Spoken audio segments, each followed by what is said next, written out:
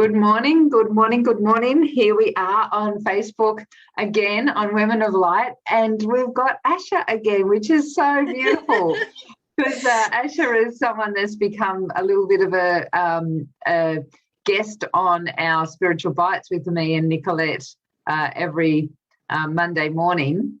And here we are getting the opportunity to talk solo for a little while and about you and what's going on in your life and some of the stuff that you do. So welcome, Asha, to our beautiful group again.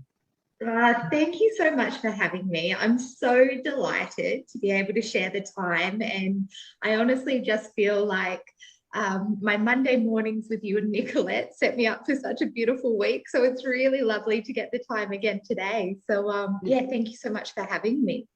Yeah, and it's I love discussing things with you, Asha, because we're such, we're the same with Nick. We're, this alignment that we have and resonance with the way we communicate and what we're all doing and, the mission we have on the planet, right? And so our topic today is the role of adversity in self-actualization. So I love it. I'd love to hear.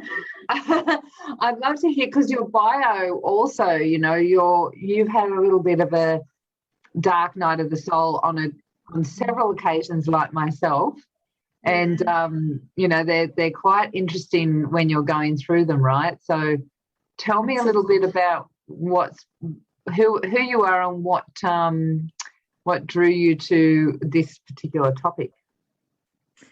Wow, such a great question. So yes, I agree, and I think with the alignment that comes, and particularly when you do start becoming the embodiment of your higher self or becoming more self-actualized, you do start to draw people to you that are really so true. Absolutely put on your path directly in front of you, because they are part of the actualization of the joint mission. So I guess in terms of piecing it all together, so in terms of who I am, it's almost like being here today with you was inevitable. And it started right from the very beginning, from, being a very young child. And I grew up in the outback of Australia in Alice Springs, and my father was a policeman there for many years. So I kind of grew up in an environment where I guess you were aware of a lot of perhaps more adult environments and contexts than the average Joe. Yeah. How long were you in Alice Springs for? I didn't realize that. Yeah, so I had my formative years there. I was there until I was 6, and then my parents moved my brother and I, who's a few years older than me, over to Queensland as we were starting to get more serious about schooling. So yeah, they moved us over for education purposes. And yeah, so that being my very early beginning, even though it sounds like I was very young, there, like we discussed just Monday, our formative years where we learn about the world and, what to make of it. So I remember coming over to Queensland and, going into grade 1 and, that really being highlighted of, there's actually, even at that age, cultural differences that those early years have, and kind of what you're aware of, and growing up in kind of those adult contexts where you're aware of a lot. So that really shaped, I guess, my sensitivity to the outside world. And I always just remember really the weight of the world resting on my shoulders from the youngest of ages.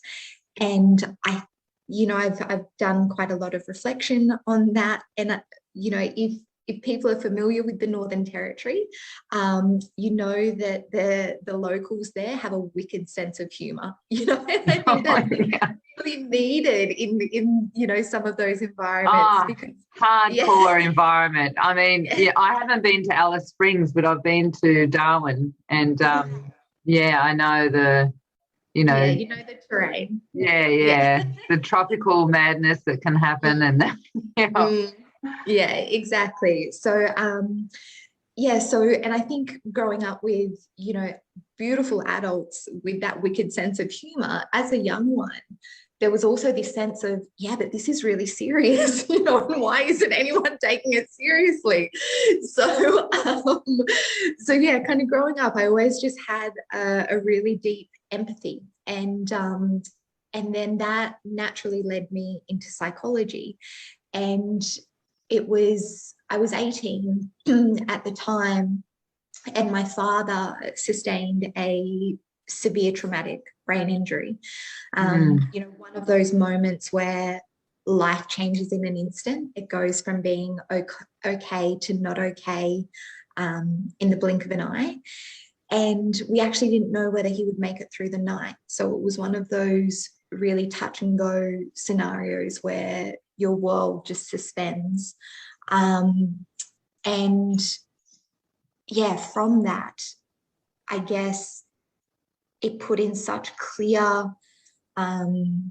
contrast for me what's meaningful and what's needed in order to surmount, you know, the toughest of obstacles. Because I think when we come across adversity, one of humans' main assets is their ability to problem solve. And then you throw a brain injury in the mix, the thing that allows a lot of rationalization and connection and propulsion forward, you severely damage that, and you're in a whole new ball game of how do we move through this, and what parts of ourselves do we need to call on to maintain connection, to maintain well-being, and to maintain a quality of life, even though things have really been ripped out from underneath you, in terms of family structure, in terms of finance. So what that did for me was put a real fire in my belly to immerse myself in a whole bunch of fields to go, okay, what is the way through this? So that kind of brings more up to speed in terms of Light Tower, in that what I recognized in terms of, you know, being in the psychological discipline for such a long time, that there were other areas of knowledge and science-based and philosophy-based, that when you go through that dark night of the soul, they're actually all inherent. However, the difficulty with the scientific disciplines is that they segment things so they can undergo a line of reasoning. So for their disciplinary purposes, it makes sense to go, okay, if we have this line of reasoning and we look at these variables and we get this outcome, that gives us a cleaner result. So, but the cost of that approach is that we are whole human beings, and there's so much of us that then isn't accounted for in a strict line of reasoning. And science likes to make things black and white, right? Like this and that, here and there, and that's just not the way things actually are. Exactly. Yeah. That's exactly right. And so, and then also in, you know, a big part of my training is in research as well. So I could always understand the purpose in it, but then the further you go down the research pathway, you get narrower and narrower and narrower in terms of the application, because everyone is pursuing being an expert in their field, which means getting smaller and smaller and smaller. And we know when you encounter something like the dark night of the soul, it requires all of you and the biggest expansion, which is where this consilient approach of, okay, what else do we know and what else can we bring in to help people through the toughest of their life circumstances and make sure they're actually a more whole, more resilient, more self-actualized version of themselves on the other side. And even though the science is emerging in bringing it all together, by nature, I'm a little bit impatient. And, so when Corona... Aren't we all? Yeah, exactly. Yeah, so when Corona hit and, there was such a need because now everyone is facing their own level of adversity, it just became really obvious that there was so much that wasn't being said and wasn't being offered to everyone that's when I felt that calling to say it has to be now. Because there are specific techniques, there are specific philosophies, there is a process of how to become more of who you really are. Yeah, absolutely. And it's interesting, I actually was thinking of just something very simple and a little bit left field to what you're talking about, but the way science has segregated things, and I was thinking along the medical sciences as well. And I remember years and years ago when I was living up in Atherton, a woman was referred to me because she was going blind. Wow.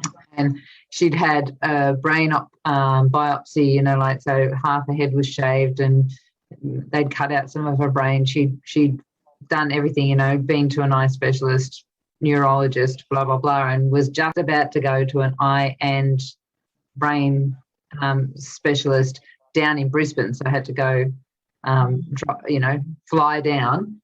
And she couldn't see. She couldn't see the sky. She thought I was wearing a blue top and I was wearing a white top and, wow. Took 3, I think 4 sessions for her to be able to see again, and 2 sessions and she could see the sky, and then I think it was the 4th session that she drove herself in, and she literally was going to have some major operation. Yeah. And it was that her back was the spine was so tight from a chiropractor that she'd been going to that had kept on crunching her and not massaging and loosen. It was like a brick. And with energy work and other things, we got her seen again. But they hadn't looked down past her neck, even like her head, yes. and opened up her head and all sorts of crazy stuff. And it's just interesting, isn't it, that tunnel vision. blinders, that tunnel vision that can happen. And I am aware, like you, that there is this movement more to, science is starting to go back into, we've got to look at a bigger picture, but how do we do that?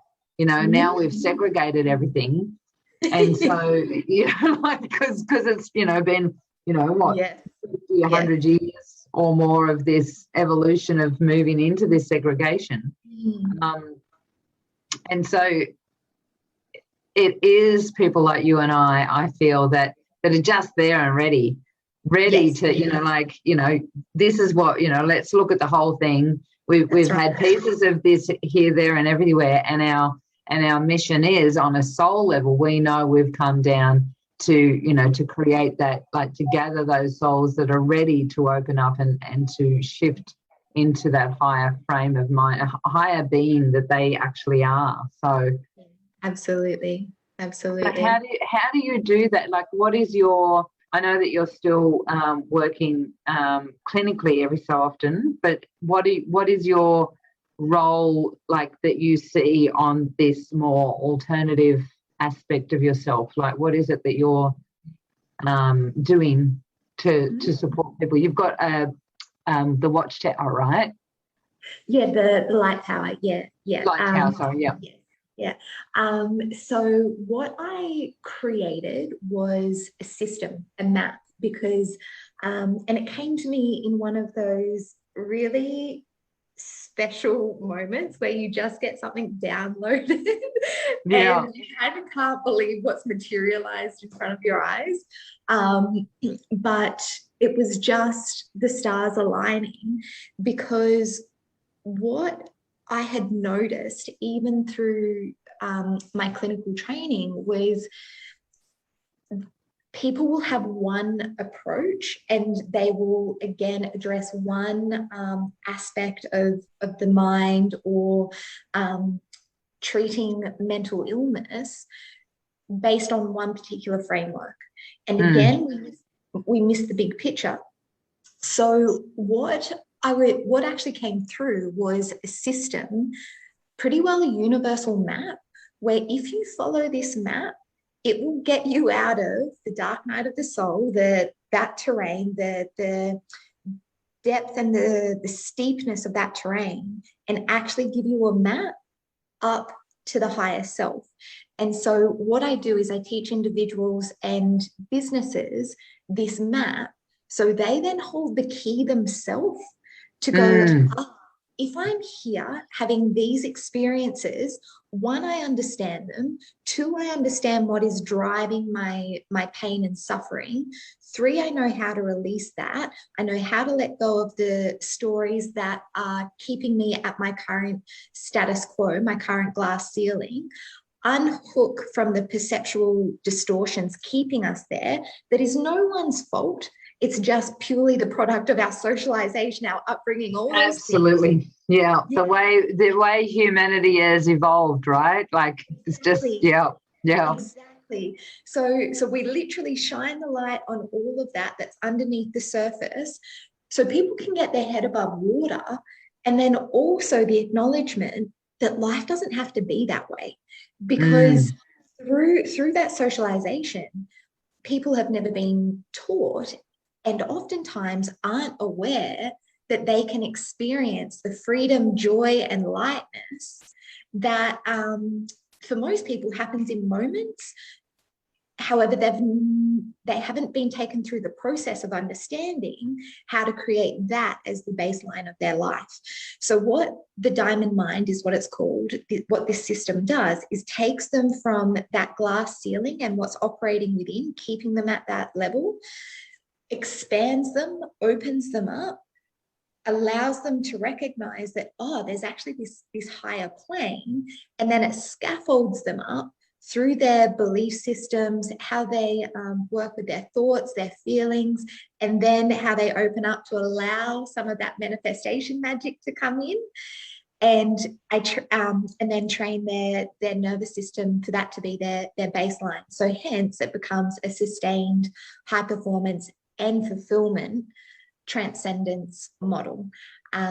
So it's a whole system, and my mission is about giving people the key for them to be able to achieve that for themselves, have that deeper understanding for themselves, and then be able to pay it forward. Because like both you and I know, it's about our ability to, one, be the thing, and then how do we shine the light for others? How do we empower others to shine the light?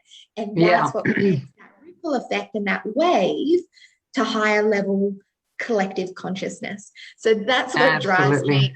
That's what that's how I work with people. I'm so motivated to give them a universal map to get them out of the steep terrain and into a really beautiful life. Yeah, that's fantastic. And so like right now it's like pivotal time, right? Like so many people are in need of a map, of some ability to understand how to get out of this chaos that's becoming a collective within itself, and to be able to, step into that creator aspect, being more aware of themselves and how to navigate their own world through that I view, like instead. So Yes, yeah. absolutely. And yeah, I guess that really takes us to that point of how key experiencing adversity is in that self-actualization process, because it's often only when people hit that particular road bump and everything falls, or we have kind of that tower moment where everything that was known crumbles, in that disarray and where everything is essentially falling, people will want to cling to the known.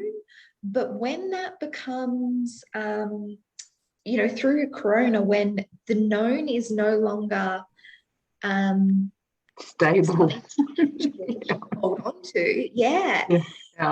that part of us, that deeper part of us, starts switching on and saying, there's got to be more, there has to be more, and there has to be a way through. And now I'm ready to do the inner work to make sure we get there. So these pivotal points in history on a global stage, or whether it's in our personal life, that adversity actually acts as the catalyst for I am more. Yeah, absolutely. And they're looking for stability again, right? And Yes. and you just like, I just wrote that down because there's this innate knowing. This is the conflict within people, right? There's this innate knowing that there's stability somewhere, but they're not quite sure where, and they don't know how to grab it, and they don't know if there's a trickery to even the thought that it's there. Yeah. And then there's this other side that's going, where's my footing? I'm, life's crumbling, I can't find the next step, and that's wrong. That's not right. Like there's the conscious mind is, or the subconscious mind is saying, that's not true. That's not true. But we know innately that there is, it's within us. It's who we are. We are stable. We are balanced. We are one. We are, whole. Absolutely. And so it's the great illusion in being, and it's funny. I mean, it's not funny. It's in perfect alignment. And of course, you've already prefaced the role of sight, right? Because we're highly visually biased creatures. Part of the illusion is going, the answer is outside of us, and if I can see it, it makes it real, and then I move in that direction. And when I get there, then suddenly I'll have the thing that I think is going to make me whole. So the greatest illusion, the greatest mind trick is it's out there. Stability is out there, when stability, like you just mentioned, is within. And it's only that deeper knowingness that switches on when the going gets tough, where that's actually activated, because it knows how to switch on, but all the mind chatter and the societal conditioning keeps us from listening to it. Absolutely. It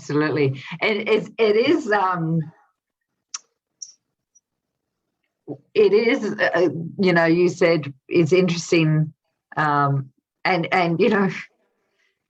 I dare say, because some people might not understand it, but it's exciting, right? It's exciting. Which is why you and I get together, we're jazzed. And that's right. It's happening. And everyone's like, what's going on? Falling apart, how dare you? How dare you say that? It's so exciting. I remember different, world crises like 9/11, and everyone around me was just falling apart. And I'm like, things are starting to crumble, and being able to stand in that strength for my kids. Yeah. Who, like they were, I had my brother and his friend over, and like they were up from Sydney and I was in Queensland. And everyone's gone into chaos, and I'm just like, yep, I'm ready. I've got my seatbelt on already. Like, I'm ready to do this ride, and And same here. It's the same, you know, like people are falling apart, and at any stage, that site that you're talking about, you know, outside our external, we have been conditioned to believe that we're separate and external from everything else. Like, so we need to look outside of ourselves. I mean, just this is one of the things that I teach in my course, Conscious Creator, right? Yeah. The very fact that we've been in the womb, you know, everything that we need is given to us, and then all of a sudden we're birthed, and next thing there's air that's got to come into our lungs that are outside of ourselves. We've got to put clothes on to keep us warm outside of ourselves. We've got to suck on the nipple outside of ourselves. You know, nurturing's outside of us. Survival is outside of ourselves. So the very moment we're born, like there's this, you know, holy crap, what are we doing here? And this disequilibrium of, you know, like I can't imagine, thank God we don't remember air going into our lungs for the first time. Like the pain of that, you know, air filling up the capillaries of the lungs after having fluid in them would be just excruciating. No wonder we cry when we like, oh, what's going on, you know? What is this? What have you done to me? Yeah, that's right. And so, you know, the whole system is quite an intelligent process, you know. For us to understand who we are, we've got to experience who we're not. But we get so caught up in who we're not because we get so, you know, like, you know, it's physical. It looks real, you know, like I'm a girl because there's boys and, you know, all of this, it looks so real, feels so real. And yet it's such an illusion because we are sovereign inside. We've got this, you know, this amazing ability to function in times of stress and stuff, but we've disconnected from it. So, you know, so beautiful to give them the map again, Asha. Yes. Yeah. Thank you. It just felt really timely, and like I said, it was almost given to me to give to others. You know, I'd like to say that it was, you know, from my idea. But it was given to, you know, I'm just the conduit. But to your point, with, you know, and why I think it's really important to frame it as an illusion is because we are actually talking about the paradigm shift and recognizing that we are the integration of the mind, body, and spirit. However, the body has evolved for the entire time that we've been here. So we have evolutionary reactionary responses that fire almost immediately. And so in being able to see it as an illusion, to go, oh, that part of me that just wanted to be in operation, cool, I understand it. It has served me. It has kept me safe up until now.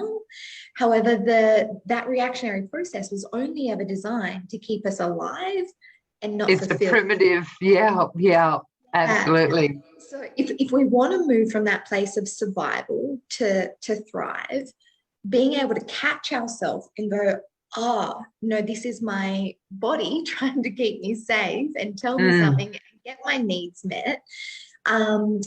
However, if I remain sovereign and in my being, I now have space to choose how I engage with the outside world and very purposefully and meaningfully drive myself towards an outcome, rather than I have this need, this is the way that I've been conditioned, this is the way my body wants to compel me, and now I've got my choice back.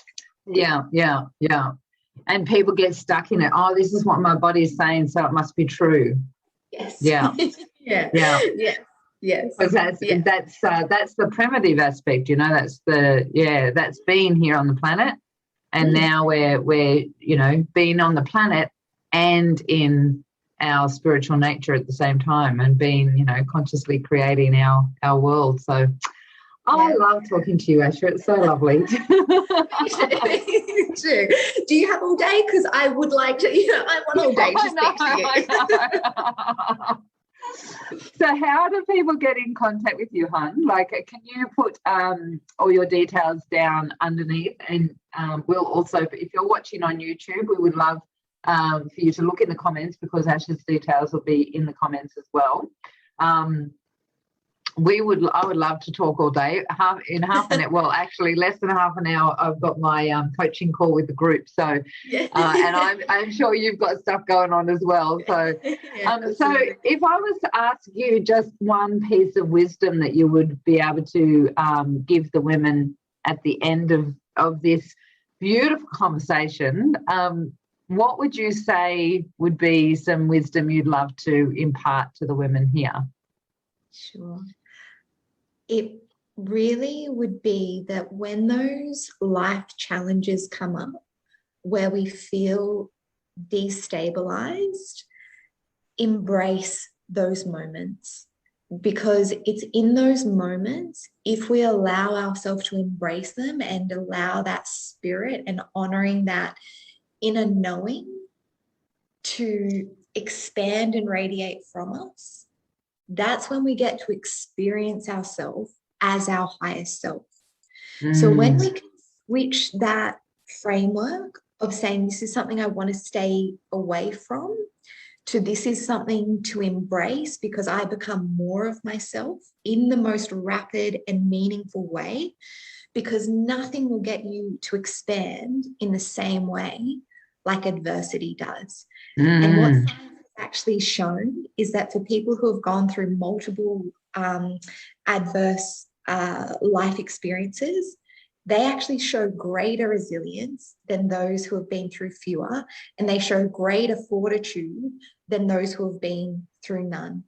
So when those adverse moments come up, embrace them and recognize, if you choose, that this perhaps is set exactly on your path for you to become more of who you truly are.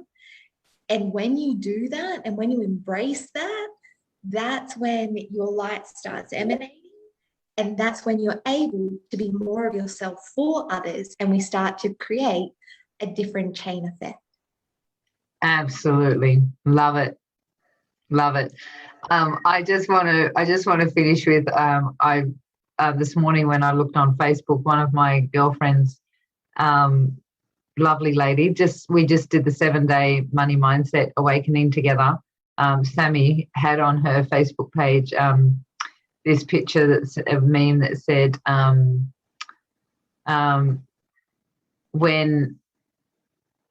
did she say it?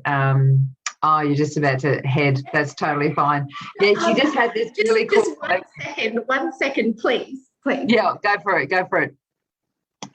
I'm going to just tell everyone here because Asha's battery is just about to die, so she's just making sure she's got it on. It wasn't plugged in at the wall. Oh no! Oh, no. I've had those moments too. It's awkward. Yeah, she had this meme on, and it had when everyone's going through a collective dark night of soul, and you've been through hundreds or something, and you just go meh. And there's a picture of this like Tibetan monk or something like that, and he's just sort of lighting a cigarette, like, it's just so it sort of really, really resonates to what you were just saying, like when you've been through it all, yeah. You get used to. Okay. When I had the brain tumor, right, just recently, so many people have said to me, what was your first thought? I bet you freaked out when they said you've got a brain tumor. And I said, I'm serious when I say I just went, oh, bugger. Like, it was like, oh, bugger, okay, here we go. Like, was already strapped in. I'm already strapped in. Yeah, that's right. What's this ride? Where's the Benz going? Yeah.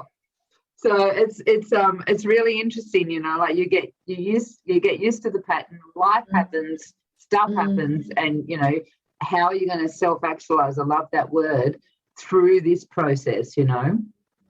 And when you can do it with grace and ease, oh my gosh, like those bends, you're smiling and laughing and going crazy over them, like it's such a beautiful experience. So absolutely.